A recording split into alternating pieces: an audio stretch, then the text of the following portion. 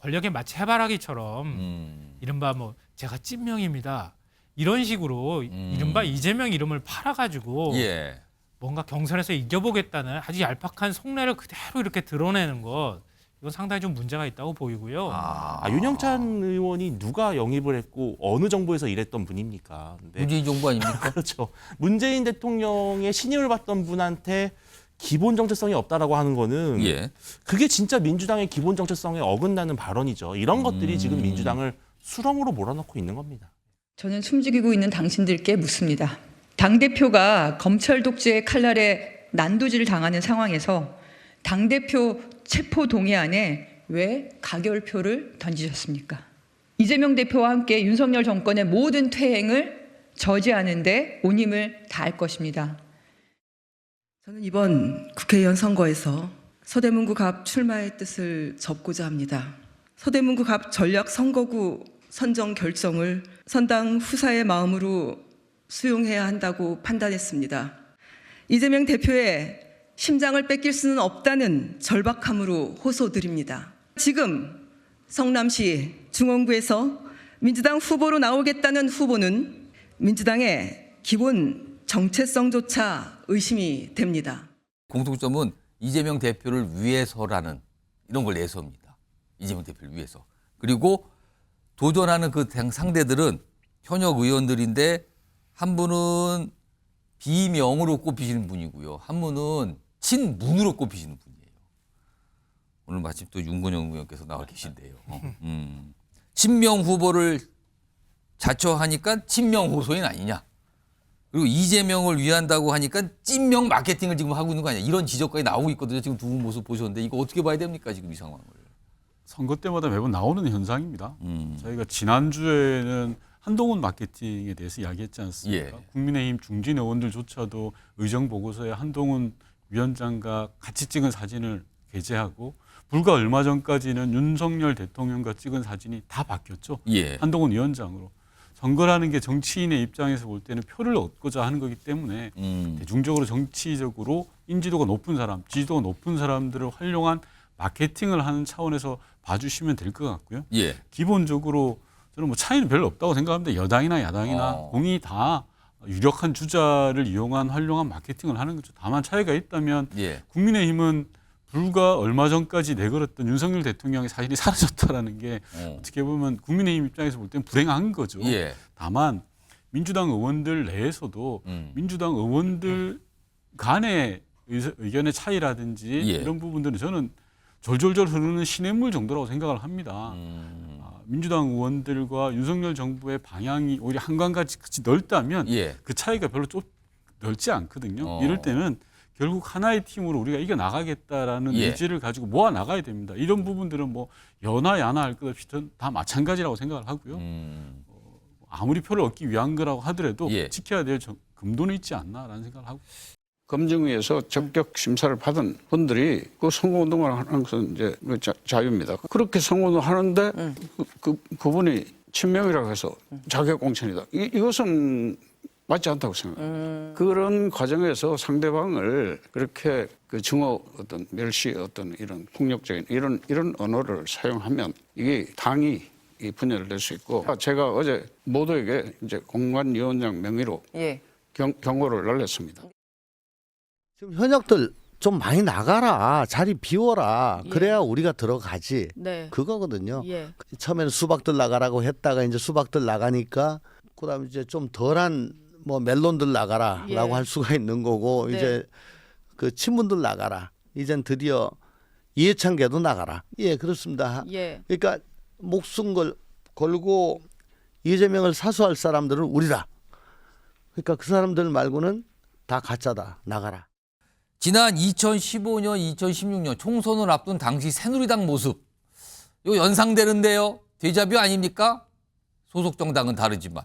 이런 얘기하시는 분이 있더군요. 그래서 당시 모습 좀 준비했습니다. 보시죠. 이제 국민 여러분께서도 국회가 진정 민생을 위하고 국민과 직결된 문제에는 무슨 일이 있어도 소신 있게 일할 수 있도록 나서주시고 앞으로 그렇게 국민을 위해서 진실한 사람들만이 선택받을 수 있도록 해주시기를 부탁드립니다. 국회에 들어가서 도와줘야 되겠다.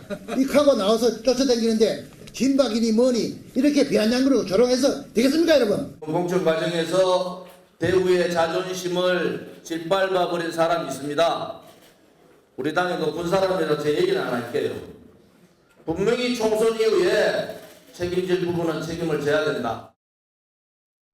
그러니까 김성환 평론가 당시가 이제 진박 논란 뭐 이런 거잖아요. 진박이냐 찐박이냐 뭐 별표현이 다 나오는데 지금 민주당 내에서 벌어진 상황이 글쎄요 강도의 차이는 있었지만 친명이나 또 더서 찐명이냐 뭐 이런 걸 막 내세운단 말이에요 지금 상황에서. 이거 어떻게 좀 봐야 되는 겁니까? 그럼? 일단 우리의 목소리가 나올 만한 상황인 건 분명해 보이고요.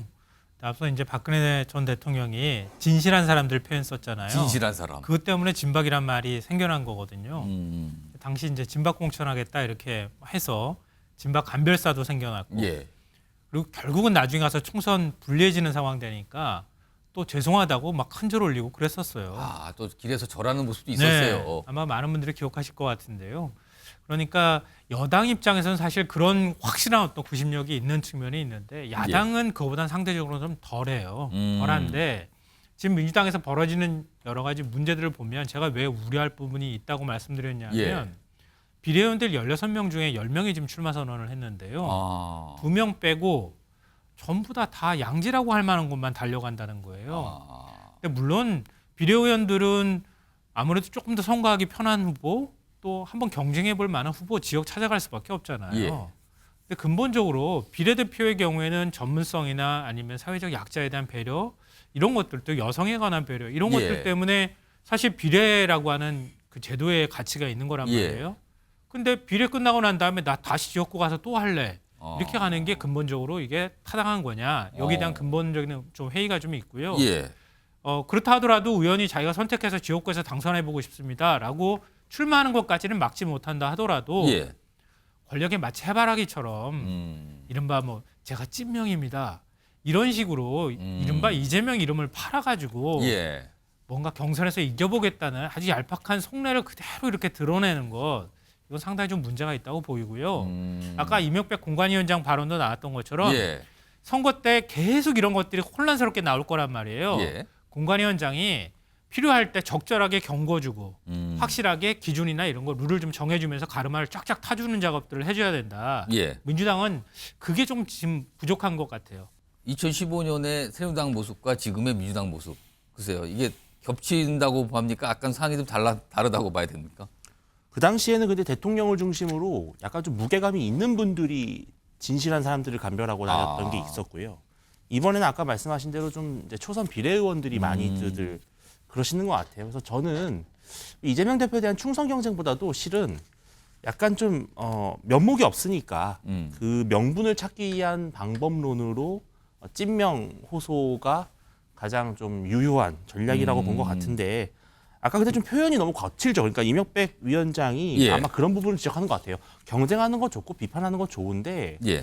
나는 진짜고 너는 가짜다. 이제 이런 식의 논리가 되게 이제 폭력적인 거잖아요. 예. 아까 그 윤영찬 의원을 두고 아마 하신 말씀 같은데 뭐 기본적인 민주당의 정체성조차 없다 이런 말을 했는데 윤영찬 의원이 누가 영입을 했고 어느 정부에서 일했던 분입니까? 근데 문재인 정부 아닙니까? 그렇죠. 문재인 대통령의 신임을 받던 분한테 기본 정체성이 없다라고 하는 거는 예. 그게 진짜 민주당의 기본 정체성에 어긋나는 발언이죠. 이런 것들이 지금 민주당을 수렁으로 몰아넣고 있는 겁니다. 추미애 전 장관인데 책임지고 석고 대제를 해야 할 문정부의 두 비서실장 임종석, 노영민 총선에 나온다고요? 나오지 말라는 얘기잖아요. 지금 나오지 말라고. 석고 대제해야지 왜 나오냐는 거예요. 이런 상황에 관해서 임종석 전 실장이 얘기 좀 합니다. 이게 며칠 됐습니다. 목소리 들어보겠습니다. 세대 교체든 시대 교체든 선거 때 늘 필요합니다. 그거 자체를 원칙적으로 부정하는 건 아니고요. 다만 일괄적으로 그렇게 이야기하는 것은 절대로 선거에 도움이 되지 않는다는 거죠. 문재인 정부 전체를 겨냥해서 대립시키는 게 무슨 도움이 될까요? 이거 뭐 어떻게 됩니까? 이거 많이 아쉽습니다. 아쉽다. 예. 국민의힘 입장에서는 전혀 동의 안 되겠지만 저희 민주당 입장에서는 이번 총선의 목표가 윤석열 정부의 일방 독주를 멈추자라는 게 저희들의 최대 지상 과제입니다. 그러기 위해서는 저는 덧셈 정치를 하는 게 맞다고 생각하거든요. 너는 이것 때문에 안 돼. 너는 저것 때문에 안 돼라고 빼버리면 예. 남는 게 없습니다. 너는 이걸 잘하구나. 너는 이걸 잘하구나 해서 잘하는 걸 모아내는 게 저는 덧셈 정치라고 생각을 하고요. 예. 총선에서 이기기 위해서는 저희 진보 세력 민주당 힘이 약합니다. 가용한 모든 자원들을 총동원해서 해야만 윤석열 정부의 일방 독주를 멈춰설 수 있다고 생각을 하거든요. 예. 그래서 차이를 부각시키는 게 아니라 같은 것을 부각시켜서 원팀으로 가서 승리하는 길을 가는 게 우리 민주당의 길이다. 저는 그렇게 생각합니다.